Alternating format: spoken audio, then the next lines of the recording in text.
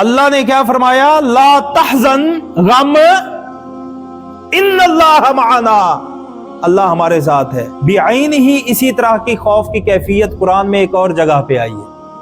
وَلَمَّا أَن جَاءَتْ رُسُلُنَا لُوطًا، جب ہمارے فرشتے اور قاصد حضرت لوط علیہ السلام کے پاس آئے کہ آپ کی قوم کو عذاب دینا ہے، سِیءَ بِهِمْ وَضَاقَ بِهِمْ ذَرْعًا، وہ علیہ السلام گھبرا گئے، دل میں تنگی محسوس کی کہ یہ عذاب آنے لگا ہے اور ایسی جگہ پہ آنے لگا ہے جہاں میں بھی ہوں اور میرے ماننے والے بھی ہیں۔ حضرت لوط گھبرائے تو ان فرشتوں نے کہا لا تخف ولا تحزن، خوف بھی نہ کیجئے، غم بھی، انا منجوکا، ہم آپ کو بچائیں گے، وَأَهْلَكَ، اور آپ کے ماننے والوں کو بھی۔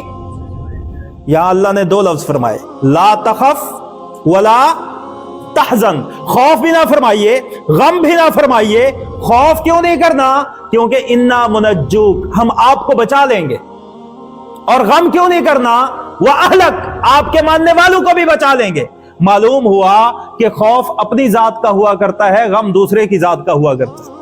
لیکن جب مقام صدیق اکبر آیا، حضرت ابوبکر کی حضور سے محبت کا مقام آیا، تو اللہ نے لا تخف فرمایا ہی نہیں، بلکہ فرمایا ابوبکر لا تحزن ان اللہ معنا، ابوبکر تجھے اپنی ذات کا تو خوف ہے ہی نہیں، محمد کا بھی غم نہ کر، اسے بھی بچائیں گے۔